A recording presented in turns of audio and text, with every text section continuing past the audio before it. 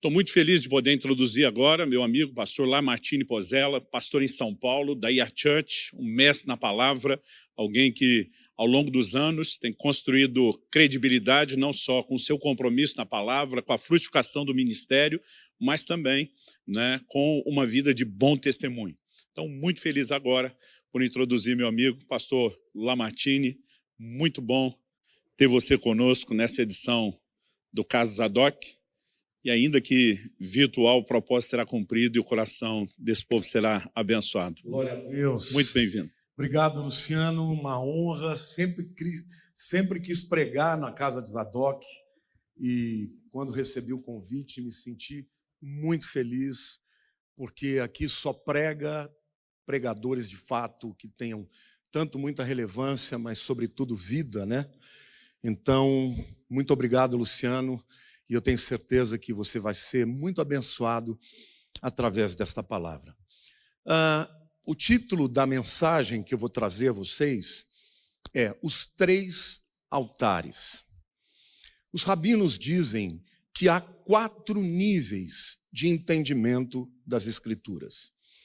O primeiro nível é o chamado Peshat, que é o nível do entendimento literal, né? Quando você lê aquilo que está absolutamente aparente.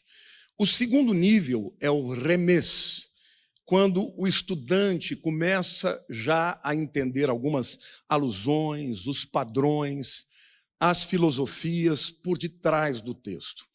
O terceiro nível é o chamado Drash. E a Bíblia também, algumas vezes, ela se expressa através de parábolas, de símbolos, e o Drash, então, é o entendimento destes símbolos e destas metáforas. Mas o quarto nível, que é o chamado de Sod, que significa os segredos de Deus. É este o nível onde estão escondidos os segredos mais profundos que devem ser revelados. Para você entender as Escrituras, você precisa conhecer esses 4 níveis. Lá em Mateus capítulo 13, versículo 44, a Bíblia diz assim: o reino dos céus é semelhante a um tesouro oculto no campo, o qual certo homem, tendo-o achado, escondeu, e transbordante de alegria vai, vende tudo o que tem e compra aquele campo. Quando você descobre o nível mais profundo da revelação de Deus, o que vem como resultado é uma grande alegria. Falando sobre altares, quando o homem pecou, imediatamente ele descobriu a sua nudez, a sua vergonha, e ele então se sentiu alijado, separado de Deus e se escondeu. Mas Deus, logo no início, ele revela a Adão o caminho da reconciliação, que seria através do altar, porque ele faz uma roupa para cobrir a nudez de Adão a partir de um animal inocente que é morto. Então, desde então, Deus vem mostrando que não existe um caminho de volta para a comunhão com Deus, a não ser pelo caminho do altar. Sabemos que Abel teve a sua oferta aceita, porque foi uma oferta a partir do altar, um animal que foi morto, né? Sabemos que Noé, quando desce no Monte Ararat, a primeira coisa que ele faz é oferecer a Deus uma oferta num altar. Então, ao longo das Escrituras, você vê diversas vezes pessoas querendo se aproximar de Deus através do altar. Mas a Bíblia nos fala sobre 3 tipos diferentes de altar. O primeiro altar é o altar de pedra. Lá em Josué capítulo 8, versos 30 e 31, a Bíblia diz assim: então Josué edificou um altar a Yahweh, ao Senhor Deus de Israel, no monte Ebal, como Moisés, servo do Senhor, ordenara aos filhos de Israel, segundo o que está escrito no livro da lei de Moisés, a saber, um altar de pedras toscas, sobre o qual, se não manejara instrumento de ferro, sobre eles ofereceram holocaustos ao Senhor e apresentaram ofertas pacíficas. O segundo tipo de altar é o altar de bronze. Em Êxodo capítulo 27, versos 1 e 2, a Bíblia diz assim: farás também um altar de madeira de acácia, de 5 côvados será o seu comprimento, e de 5 a largura, será quadrado o altar, e de 3 côvados a altura. Dos 4 cantos farás levantar 4 chifres, os quais formarão uma só peça com o altar, e o cobrirás de bronze. E o terceiro tipo de altar é o altar de ouro, também chamado de altar de incenso, lá em Êxodo capítulo 30, versos 1 a 5. Farás também um altar para queimares nele incenso, de maneira de acácia o farás. Terá 1 côvado de comprimento e 1 de largura, será quadrado, e 2 de altura. Os chifres formarão uma só peça com ele. De ouro puro o cobrirás, a parte superior, as paredes ao redor e os chifres. E lhe farás uma bordadura de ouro ao redor. Também lhe farás 2 argolas de ouro debaixo da bordadura. De ambos os lados as farás. Nelas se meterão os varais para se levar ao altar. De madeira de acácia farás os varais e os cobrirás de ouro. Detalhes importantes para que nós entendamos o segredo por conta ou por trás desses altares. A palavra altar, no hebraico, misber, vem de uma raiz zabar, que significa matar, imolar, sacrificar. Então, no tempo de Abraão, o animal era colocado vivo, amarrado no altar para então ser morto. Todos os altares tinham que ser quadrados. E esse aspecto, esta forma do altar, com 4 chifres, né, nos 4 cantos, os rabinos dizem que é por conta de representar os 4 cantos da terra e também o fato de que a expiação, ela representa e alcança todas as nações. O sangue, portanto, deveria ser espalhado nesses 4 cantos do altar, de maneira que apontasse para o fato de que a expiação do Messias seria por todo o mundo. Como diz João 3,16, porque Deus amou o mundo de tal maneira que deu seu único filho, para que todo aquele que nele crê não pereça, mas tenha a vida eterna. Mas quais os significados desses 3 altares? O altar de pedra, Deus ele dá uma orientação clara de que ele deveria ser de pedras toscas, sobre as quais não havia passado nenhum instrumento de ferro. Por que isso, irmãos? Porque na Bíblia, o ferro é um metal que representa a guerra, e o altar é um lugar de reconciliação. E, portanto, Deus ele não quer que haja neste altar de reconciliação nenhuma alusão para a guerra, porque ali é um lugar onde as guerras devem acabar. Mateus capítulo 5, versos 23 e 24, a Bíblia diz assim: se, pois, ao trazeres ao altar a tua oferta, ali te lembrares de que teu irmão tem alguma coisa contra ti, deixa perante o altar a tua oferta. Vai primeiro reconciliar-te com teu irmão e então, voltando, faze a tua oferta. Então nós vemos aqui claramente que o altar, o lugar de reconciliação com Deus, não pode ter nenhum empecilho, nada que se interponha ao homem, a Deus, ou seja, um coração de guerra, de beligerância, de ressentimento. E Deus espera que antes de se fazer uma oferta de reconciliação, as pessoas primeiro se reconciliem com o irmão contra quem tem um problema, uma causa. Amém? O altar de bronze, ele representa o bronze nas escrituras. Se o ferro fala de guerra, bronze fala literalmente do lugar onde o holocausto era queimado. A palavra holocausto, né, do grego holos, todo, e caustos é queimar, fala do sacrifício onde o animal era queimado por completo. Não sobrava nada além de cinzas. E o altar ali do tabernáculo, a primeira mobília que o sacerdote encontrava quando passava pela porta, era um altar de bronze. E ali todos os sacrifícios queimados eram feitos. E, portanto, o altar de bronze aponta para o fato de que o verdadeiro holocausto, que é Jesus Cristo, o Cordeiro de Deus que tira o pecado do mundo, foi queimado completamente para que os nossos pecados pudessem ser perdoados. O terceiro tipo, o altar de ouro. O ouro nas Escrituras representa a nobreza, a realeza. E o altar de ouro, diferente dos dois primeiros, não era um altar de morte, onde os animais eram oferecidos. Era um altar de intercessão, onde o sacerdote usava ali 11 tipos diferentes de especiarias, e ali ele se postava dentro do lugar santo, no tabernáculo, para interceder a Deus pelo povo. E interessante que também o sumo sacerdote, no dia da expiação, antes de entrar no lugar santíssimo, ele tinha que passar pelo altar de ouro, o altar de incenso.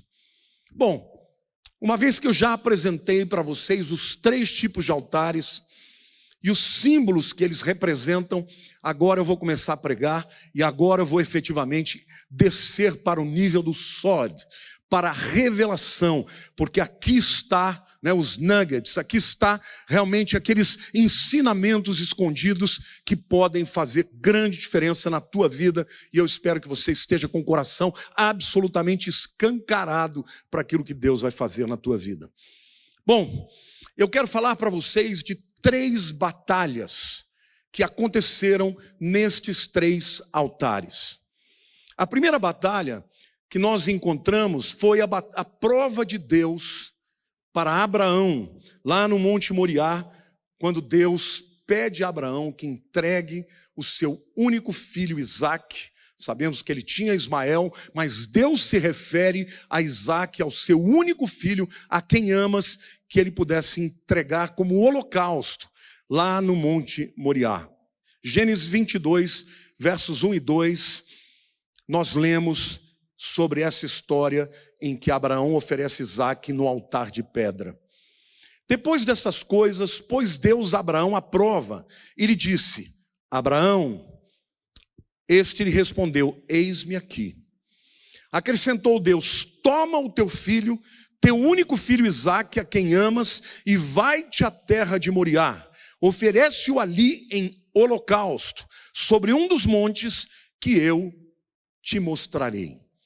Abraão, então, caminha na direção do Monte Moriá por 3 dias. E ele chegando lá, ele constrói um altar de pedras para oferecer Isaque. É interessante, mas os rabinos e os judeus, eles têm uma tradição. Eles acreditam que aquele lugar, o Monte Moriá, onde Isaque teria sido oferecido a Deus num altar de pedras, eles acreditam que é o mesmo lugar onde Deus matou um animal e, a partir daquele animal morto, fez a roupa, a vestimenta que cobriu Adão e Eva. Eles acreditam também que este seria o lugar onde Noé ofereceu sacrifício, onde saiu da arca, quando saiu da arca. Isto está na literatura rabínica, tá? Então, no topo do Monte Moriá, aquele lugar, segundo os rabinos, é o lugar mais sagrado do mundo. Aliás, eles têm uma visão muito interessante. Eles dizem que Israel é o centro do mundo. Eles dizem que Jerusalém é o centro de Israel. Eles dizem que o Monte Moriá é o centro de Jerusalém. E eles dizem que aquela pedra sobre a qual Isaque foi postado é o centro do Monte Moriá. E, portanto, o centro de toda a terra, onde tudo começou e onde tudo terminará. Agora, o interessante é que por 3 dias Abraão caminhou de Berseba até aquele lugar.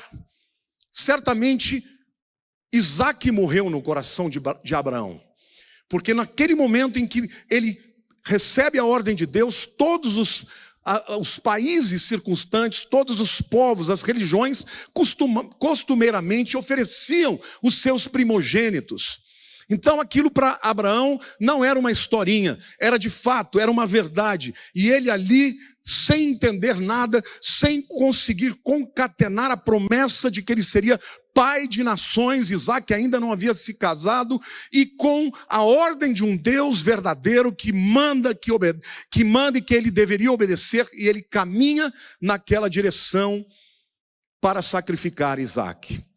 Mas é muito interessante porque ao pé do monte ele diz para os seus 2 servos: fiquem aqui porque eu e o moço iremos, adoraremos e voltaremos. Parece que algo aconteceu naquele lugar. E lá em João capítulo 8, 56, Jesus se referindo a Abraão, diz assim: Abraão, vosso pai, alegrou-se por ver o meu dia, viu-o e regozijou-se. Eu creio, irmãos, que naquele momento em que Abraão começou a subir, de um lado Abraão estava subindo com Isaque, do outro lado estava subindo o cordeiro. Aquele animal, né, o carneiro, em plena forma, que estaria ali amarrado pelo chifre no arbusto. Então naquele momento Isaque pergunta ao pai: pai, aqui está a lenha, aqui está o fogo, mas onde está o cordeiro para o sacrifício? E Abraão responde a Isaque: o Senhor proverá. Yahweh, é literalmente verá no futuro.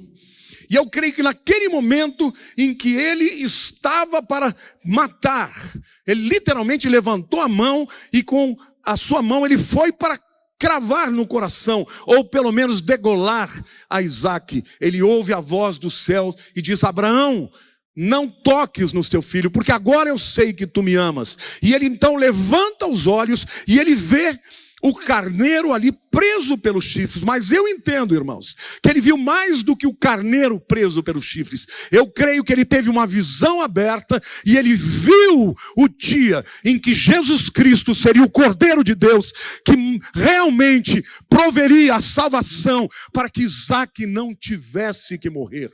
Então naquele momento a revelação veio como consequência de uma obediência irrestrita, absoluta. E naquele momento Abraão viu o dia e regozijou. Quando ele começa a subir o monte, ele tinha tanta convicção de que Deus era capaz de cumprir a sua promessa, que talvez ele pensasse: eu vou matar o meu filho, mas ele é capaz de fazê-lo ressuscitar. Mas eu creio que no momento em que ele viu o cordeiro, ouviu o carneiro, Deus abriu seus olhos. E como Jesus diz a respeito dele: Abraão, vosso pai, alegrou-se por ver o meu dia, viu e regozijou-se. Mas, queridos, houve uma grande luta, mas na entrega a Deus, Deus lhe deu vitória. O carneiro preso pelo chifre era a provisão para Abraão oferecer o sacrifício a Deus. O segundo relato, em um segundo tipo de altar, é o relato que acontece lá em Zacarias capítulo 3. Nós vamos ler os 7 primeiros versos que dizem o seguinte: Deus me mostrou o sumo sacerdote Josué. Este Josué aqui não é o Josué que entrou na terra prometida. Aqui é o povo voltando junto com Zorobabel e com Josué após os 70 anos na Babilônia.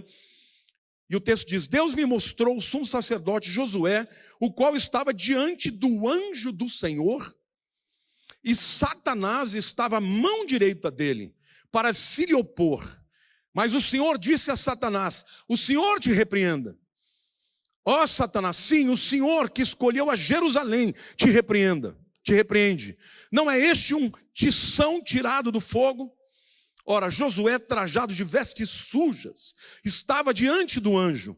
Tomou este a palavra e disse aos que estavam diante dele: tirai-lhe as vestes sujas. A Josué disse: eis que te tenho feito que passe de ti a tua iniquidade, e te vestirei de finos trajes. E disse eu: ponham-lhe um turbante limpo sobre a cabeça. Puseram-lhe, pois, sobre a cabeça um turbante limpo e o vestiram com trajes próprios. E o anjo do Senhor estava ali. Protestou a Josué e disse: assim diz o Senhor dos exércitos: se andares nos meus caminhos e observares os meus preceitos, também tu julgarás a minha casa e guardarás os meus átrios, e te darei livre acesso entre estes que aqui se encontram.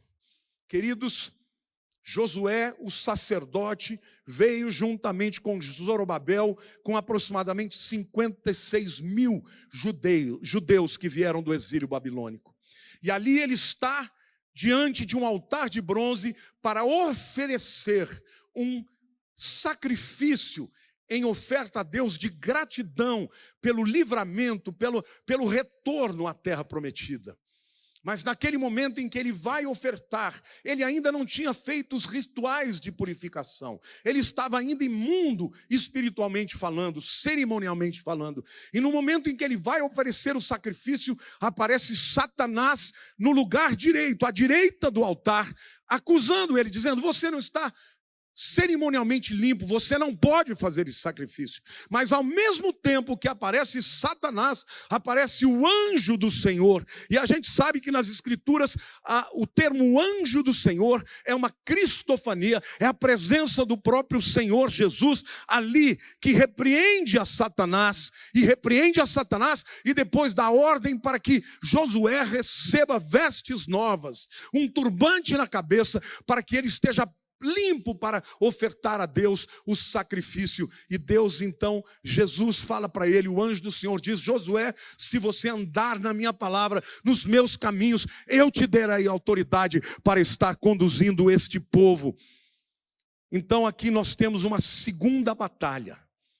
É a batalha de um servo de Deus contra Satanás, de um servo de Deus que se sente impuro para realizar o seu chamado, a sua obra, o seu chamamento, a sua missão.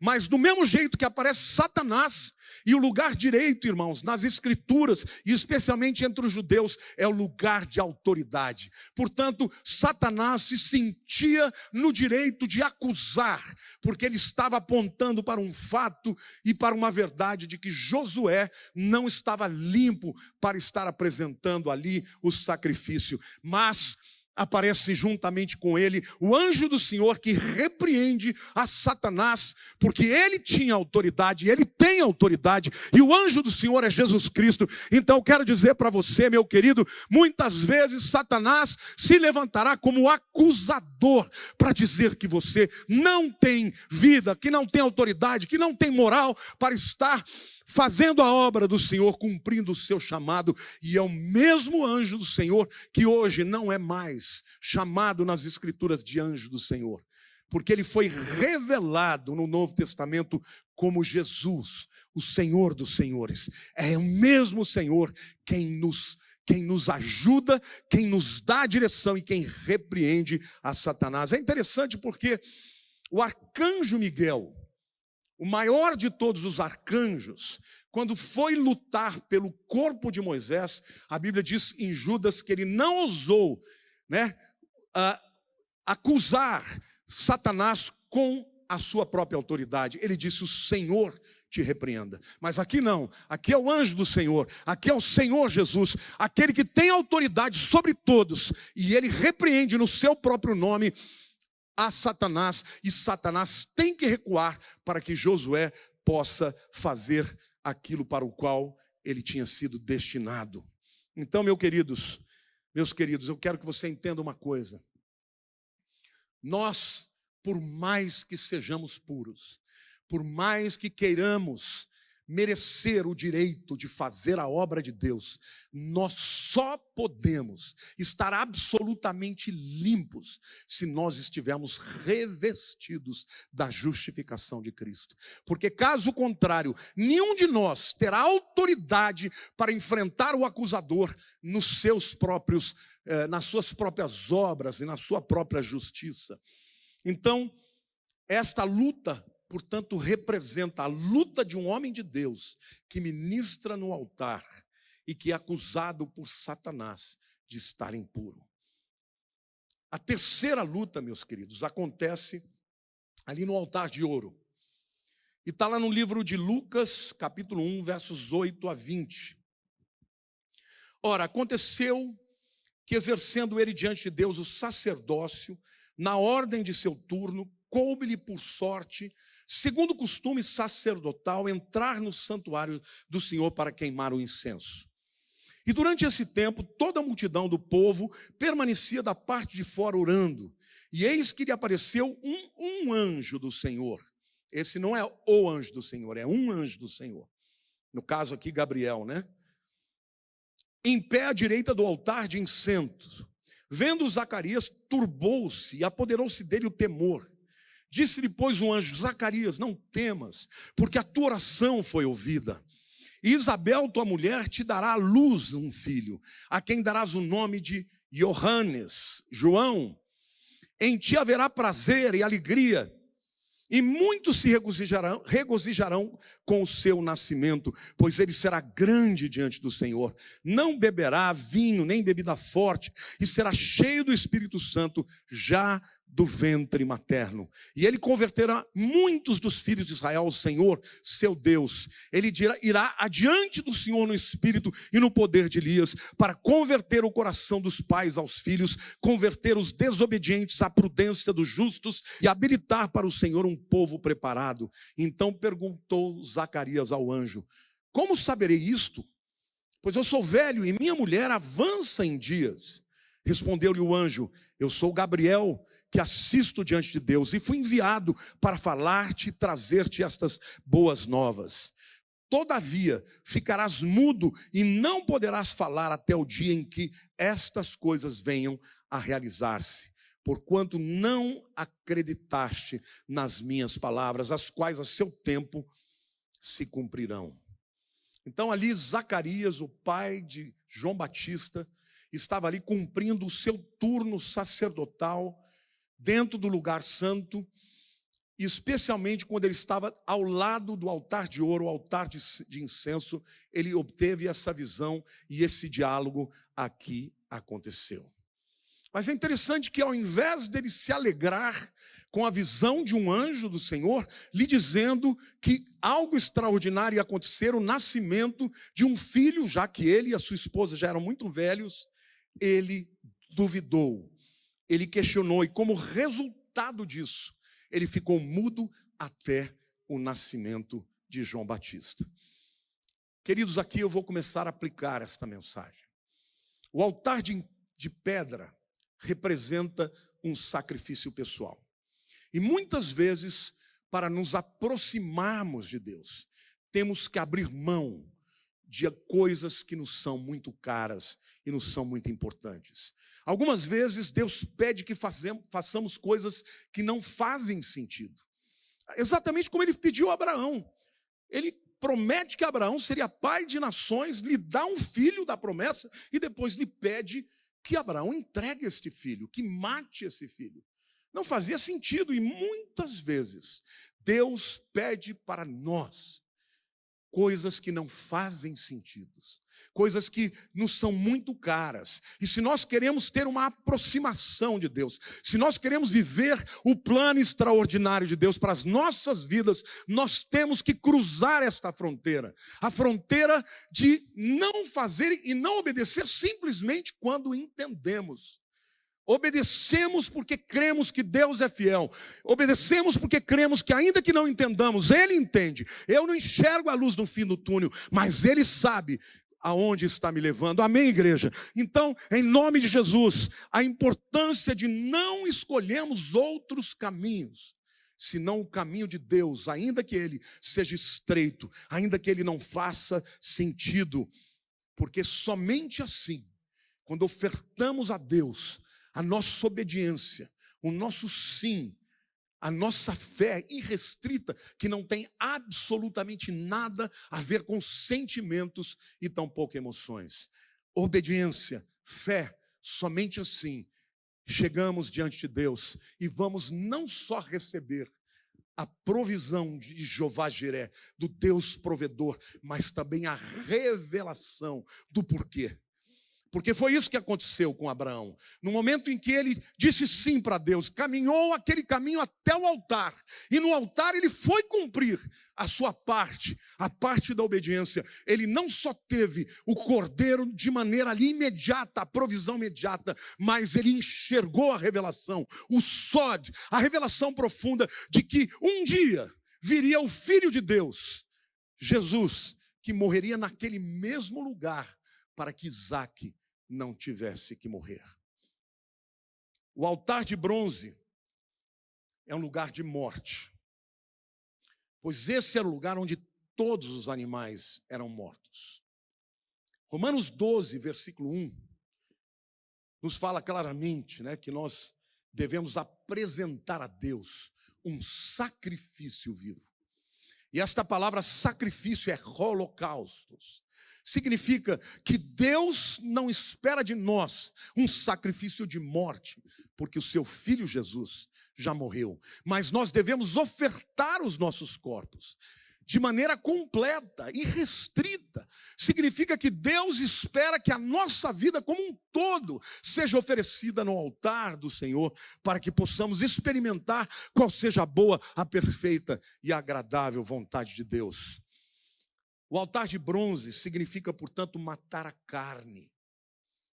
Se o altar de pedras fala de uma entrega, de uma obediência, de um ato de obediência, ainda que extrema, o altar de bronze fala de ter uma vida consagrada a Deus. Hoje, enquanto eu falo a vocês, existem muitas pessoas morrendo por conta do nome de Jesus.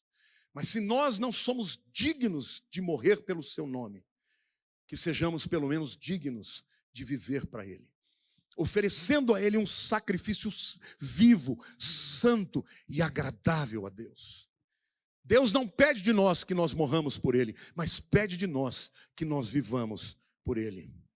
Então, eu penso que aqui não é somente abrir mão de alguma coisa, é abrir mão da vontade da carne, é consagrar a sua vida, a sua mente, os seus sonhos, os seus projetos, os seus sentidos, consagrar tudo a Deus. E através dessa consagração, a autoridade, o poder, a glória, a manifestação de um Deus, da unção de Deus vai se dar na tua vida, no teu ministério. Então eu entendo que o altar de bronze fala da entrega do coração. Não fala da entrega de algo externo a nós, mas fala da entrega de tudo que tem dentro de nós. Mas, pastor, e o altar de ouro? O que significa? Esse não era um altar de sacrifícios. Quando o sacerdote entrava no lugar santo, no tabernáculo ou no templo, a reconciliação já havia sido feita. O sangue já havia sido derramado. E ali ele oferecia a Deus 11 tipos de especiarias, para que aquela oração que ele fizesse tivesse a simbologia daquele aroma maravilhoso, delicioso. O altar de pedra é onde temos a batalha da nossa vontade contra a vontade de Deus. É o primeiro altar onde nós entramos em reconciliação com Deus. Tudo começa ali. Porque Jesus enfrentou essa batalha no Getsêmani. E ele disse, não seja feita a minha vontade, mas a sua vontade. Porque Jesus venceu e foi até o fim. Nós podemos vencer também. O altar de bronze é o lugar onde nós enfrentamos a batalha entre a carne e o espírito. Porque podemos ser salvos e ainda assim viver uma vida carnal. Fazer as coisas todas na habilidade, na capacidade humana, mas não no reino do Espírito. Então, o altar de bronze fala de uma morte diária, de uma consagração diária, do deixar o pecado a cada momento, de uma decisão diária, constante, de dizer não para a carne e sim para a vontade de Deus. Jesus disse: o Espírito está pronto, mas a carne é fraca. Se referindo aos discípulos que não puderam suportar nenhuma só hora. Eu quero dizer para você, meu querido, que você não conquista os grandes desígnios de Deus sem que a sua carne morra. Um dia nós vamos estar todos na presença do Senhor Jesus, no bimá de Cristo, no tribunal de Cristo. E ali nós daremos conta de tudo que fizemos por meio do corpo. E não só o que fizemos, mas o que dissemos, o que pensamos, as intenções do nosso coração. Então é mistério, é necessário que nós estejamos oferecendo diariamente, constantemente, os nossos corpos em holocausto, em sacrifício vivo, santo e agradável a Deus. Mas o altar de ouro, meus queridos, é o lugar onde há uma luta do natural contra o sobrenatural. Porque o altar de bronze ficava exatamente na frente do véu, quando o sumo sacerdote passava pelo lugar santo, em direção ao lugar santíssimo, ele tinha que passar pelo altar de bronze. E é interessante porque o tabernáculo, ele representa muito claramente a nossa comunhão com Deus, o nosso caminho até a presença do nosso Deus. No lugar fora do tabernáculo, a iluminação que aquele povo recebia era o do sol. E, portanto, fala da luz natural, fala da revelação universal, da revelação natural que é boa tanto para ímpios quanto para os crentes. Mas quando o sacerdote entrava no lugar santo, onde estava à sua esquerda a menorá, à direita a mesa dos pães da proposição e adiante de si o altar de incenso, ali a luz que iluminava aquele lugar era a luz da menorá. E a luz da menorá representa Jesus, mas representa também a sua palavra. Mas quando o sumo sacerdote entrava no Santos dos Santos, ali não havia nenhuma luz, e tampouco havia luz da menorá. Mas, pastor, como é que ele conseguia, então, operar e fazer tudo aquilo que ele tinha que fazer, inclusive espiar no propiciatório, no dia da expiação? Através da Shekinah, da glória de Deus. O que iluminava o lugar santíssimo, o Santos dos Santos, era a glória de Deus. Então, meus irmãos, eu quero dizer para vocês que o altar de incenso é o lugar de passagem entre uma visão natural a uma visão sobrenatural. A razão por que Zacarias ficou mudo até o nascimento de João o Batista é porque ele não entendeu que aquela era uma oportunidade para ele saltar de uma visão natural de um homem que era justo, um homem fiel a Deus, que cumpria todos os seus propósitos. Porém, Deus estava querendo levar Zacarias para um outro nível de relacionamento com Deus. E é interessante porque o seu nome significa Zahariah. Zahar no hebraico é lembrar-se. Jeová, Yahweh, se lembra. Então, certamente aquele homem, ao longo de todo aquele tempo que faltava para a gestação do seu filho João, ele se lembrou de que Deus tinha para ele um outro patamar, uma outra relação com ele, que era uma relação sobrenatural, e que ele deveria mergulhar nesta dimensão, e esta é a palavra de Deus para todos nós, queridos. Então, eu quero terminar a minha palavra lembrando a todos vocês que há pessoas verdadeiramente cristãs, piedosas, homens que estudam a palavra, que amam a palavra, mas adoram a Deus somente intelectualmente. Nunca rompem a barreira do mundo natural. Tem uma dificuldade extraordinária de entender que este Deus é um Deus sobrenatural, que é um Deus que quer trazer para o natural o sobrenatural. Então esta é uma batalha que eu e você recebemos na minha própria história. Eu me lembro, no início da minha vida cristã, eu tinha tantas, mas tantas experiências sobrenaturais de curas, de milagres, de visão aberta. E muitas vezes, depois de começar a estudar as Escrituras, a estudar todos os saberes, a filosofia dos homens, muitas vezes, quando eu tenho que crer no sobrenatural, eu tenho que matar a minha carne, tenho que me humilhar na presença de Deus e dizer: Senhor, não estou conseguindo, me ajuda, eu preciso de Ti. Mas eu digo para vocês uma palavra, queridos: nunca, ainda que eu não consiga crer em alguns momentos, jamais sairá da minha boca uma palavra para justificar a minha incapacidade de mergulhar no mundo sobrenatural, trazendo uma teologia que se adeque ao mundo natural. Eu quero dizer para vocês, queridos, que o dia que Jesus morreu, o véu do templo foi rasgado de cima a baixo. E a Bíblia diz que foi aberto um novo e vivo caminho até o lugar santíssimo, até o altar mais profundo. E este véu que foi rasgado é o corpo de Jesus, que morreu naquela cruz. Então eu quero declarar para você que nós podemos ter vitória nestes 3 níveis de batalha. A primeira batalha é a batalha pessoal, da nossa vontade, abrir mão de algo que nos seja caro. Quando Deus nos pede, nós podemos fazer isso, porque se Isaac não morreu, Jesus morreu no altar de pedras, representado pela cruz. O altar de bronze fala que nós, depois que nascemos de novo, depois que somos transformados, uma mentalidade transformada, nós podemos sim oferecer a Deus uma vida de sacrifício agradável, não de morte, não holocausto de morte, mas de vida, e viver uma vida para a glória do Senhor, uma vida relevante, uma vida de obediência, de santidade, uma vida de vitória contra o pecado.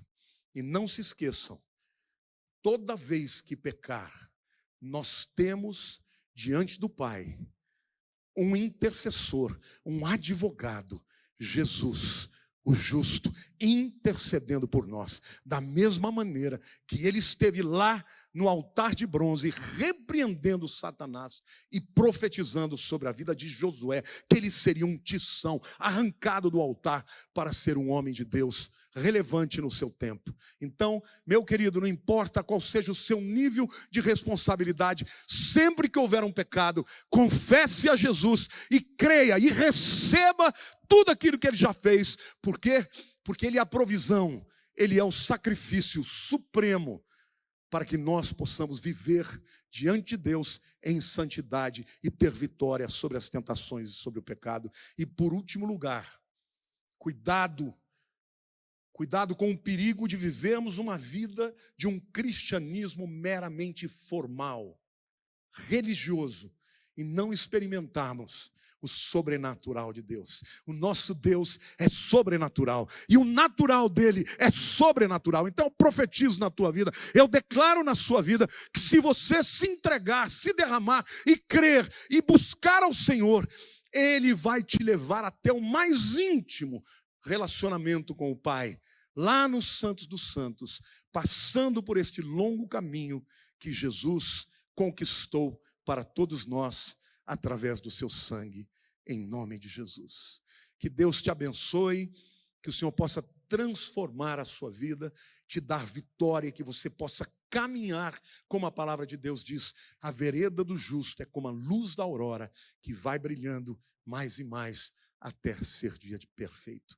Não alcançamos ainda esse patamar, mas como Paulo disse, esquecendo-me das coisas que para trás ficam, e avançando para as que diante de mim estão, prossigo para o alvo, pelo prêmio da soberana vocação de Deus, em Cristo Jesus, nosso Senhor.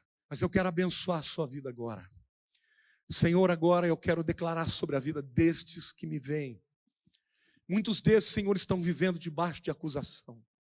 Muitos desses, Senhor, estão desperdiçando seus dons, seus talentos. Muitos desses têm ouvido a palavra de Satanás dizendo: você está impuro, não tem volta. Aquilo que você fez não tem mais jeito. Mas eu profetizo, e agora eu declaro uma palavra em que você será desatado, porque Jesus já morreu pelos nossos pecados, uma vez por todas, rapax, uma vez para sempre. Não precisamos de outros sacrifícios e outros holocaustos. Senhor, em nome de Jesus, eu quero orar para que o Senhor levante uma igreja cheia de unção, cheia de poder, uma igreja no sobrenatural. Senhor, dá a todos nós, a começar em mim, ó Deus, dá a autoridade, o poder, a unção, para nos desvencilharmos, ó Deus, de toda acusação do inimigo e vivemos esse mundo para a glória do teu nome.